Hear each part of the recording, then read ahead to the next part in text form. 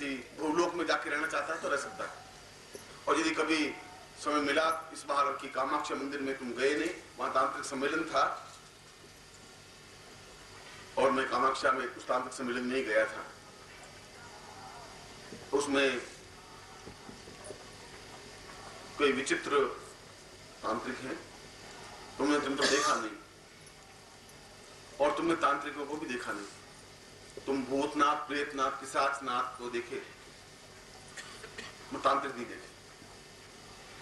बहुत तेजस्वी और क्षमतावान, चुनौतियों को झेलने वाले और चुनौतियां देने वाले,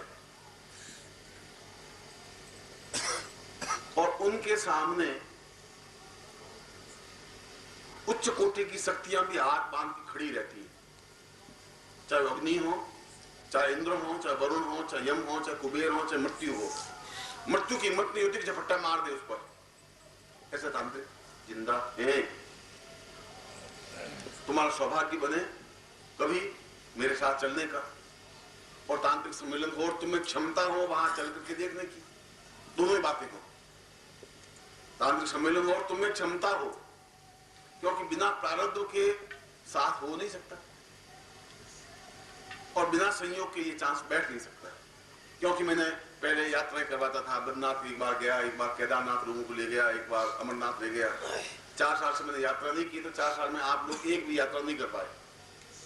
और यूं मेरे साथ 100, 200, 500 लोग जाते ही थे, यात्रा हो ही जाती थी।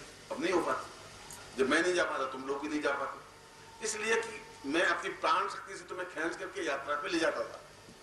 और तुम्हें ऐसा है 4 साल में तुम गई नहीं, हरिद्वार भी नहीं जा पाए, और मैं तुम्हें अमरनाथ तक ले गया और गंगोत्री का के गौमुख तक ले गया और 80 साल की वृद्धा को भी ले गया।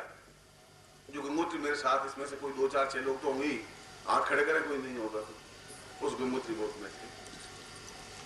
और गंगोत्री में जाना तो कठिन है और गौमुख में जाना तो और भी कठिन। 8 साल का बालक भी था उसमें और 60-70 साल की वृद्धा भी थी और कहीं किसी को अहित नहीं हुआ, न कोई मरा। बाकी आदमी गौमुख से जाना अत्यधिक कठिन और दुष्कर होता है। और जिनके प्रारब्ध थे उन्होंने गौमुख देखा, नहीं प्रारब्ध है तुम्हारे, अब तुमको गौमुख होता ही नहीं कुछ, हमने देखा नहीं इसलिए कैसे मान ले। अब तुम्हारे तक मैं पहुंच नहीं सकता। अब तुम कहते हो नहीं होता, तब मैं मान लेता हूं नहीं होता, पर गौमुख है। तो जब मैं कह रहा हूं कि भूलोक है तभी मानना पड़ेगा, फिर भूलोक है तभी मानना पड़ेगा। और या कह दो मैंने गौमुख देखा नहीं इसलिए गौमुख नहीं है, और गंगोत्री मैंने देखी नहीं इसलिए गंगोत्री नहीं हो सकती, और नेपाल मैंने देखा नहीं इसलिए नेपाल नहीं है, उसे चल नहीं सकता। मेरे कहने का तात्पर्य यह था कि उन तांत्रिकों में वो क्षमता है। और इस तंत्र सम्मेलन में हिमालय के वही तांत्रिक आए थे जो अपने आप में बड़े सिद्धतम आचार्य हैं, बहुत क्षमतावान हैं और विचित्र वेश धारण की और उनकी मस्ती है। वो इस बात की परवाह नहीं करते लोग मुझे क्या कहेंगे, कैसे देखेंगे। नंगे हैं तो बिल्कुल नंगे हैं, नलमुंड पहने हुए हैं तो नलमुंड पहने हुए हैं, खोपड़ी सिर पे रखी हुई तो खोपड़ी रखी हुई है, और चिमटा लगाए हुए हैं, और बबूत लगाए हुए बबूत लगाई हुई है, और 20 कपड़े पहने हुए 20 कपड़े पहने। वो ऐसा क्यों करते हैं? इसलिए कि उनको इस बात की परवाह नहीं होगी पड़ोसी क्या कहेगा, इस बात की चिंता। और तुम्हें इस बात की चिंता है कि अगर ऐसा कर लिया तो ये क्या सोचेगा, और तुम इसलिए दुखी हो। जब मैं कहता हूँ ध्यान मस्त के साथ झूमते हुए आरती गाओ, तो तुम झूमते तो मैं ध्यान रखते इसमें टल्ला नहीं लग गया, पास बैठा है तो यूं करके ठीक तो झूम रहे, गुरु झूम तो रहे, झूम रहे और जान भी है कि टल्ला लग गया तो गड़बड़ होगा, ये सोच रहा कहेगा साला टल्ला लगा दिया पागल है। इसलिए तुम्हें आसपास की चिंता रहती है और वो चिंता मुक्त है।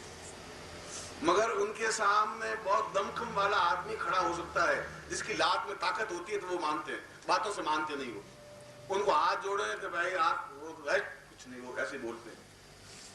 वहां पर मैं अगर ऐसे प्रवचन देने लग जाऊं तो वो ये साला नपुंसक आदमी कहां से है, ऐसा आदमी है ये क्या है? उनको उसी प्रकार से चुनौती के रूप में फटकारते हुए गाली देते हुए तो बात करनी पड़ती है और लात लगानी पड़ती है। 40 फुट जाके गिरता है तो वो खड़ा, गुरु जी क्या गलती क्या हुई, तब उनको समझ में आती बात। और वहां वैसा रूप धारण करना पड़ता है, और यहाँ पर वैसा अगर रूप तुम्हारा लगा दे लात तो इस जिंदगी में तुम आओगे नहीं, तुम तो मर जाओ नहीं। और दूसरा कहना कि गुरु जी तो बस बुद्धि सठिया गई है, अब गुरु जी लात हाथ ठोक देंगे, तुम 40 फुट जाके गिरोगे और तुम जाना मत। आपके सामने क्रोध कर नहीं सकते, इसलिए नहीं कर सकते, उस क्रोध के वेग को झेलने के लिए भी बहुत पौरुष की जरूरत होती है, क्षमता होती है।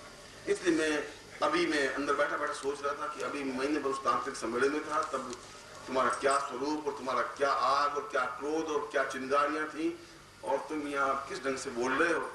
समय समय की बात है, और कभी तुम्हें जीवन में मेरे साथ यात्रा करने का मौका मिले, तीर्थ यात्रा करने का या किसी तांत्रिक सम्मेलन में जाने का, और जरूर मौका मिल सकता है अगर तुम्हारा मेरा साथ संपर्क साहचर्य बन रह सके। इसलिए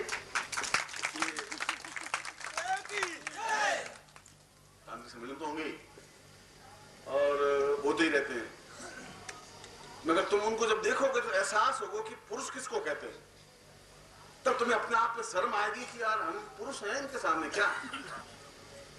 वो उन शक्तियों को यूं झपट्टे मार के खड़े होते हैं और उनके सामने ये बाकी शक्तियां हैं वो थर थर खड़ी रहती है, कांपती रहती है, हिम्मत नहीं होती उनकी, न मृत्यु की हिम्मत होती है उनको झपट्टा मारने की, न अग्नि की, न इंद्र की, न वरुण की, न यम की, कुबेर की, किसी की नहीं।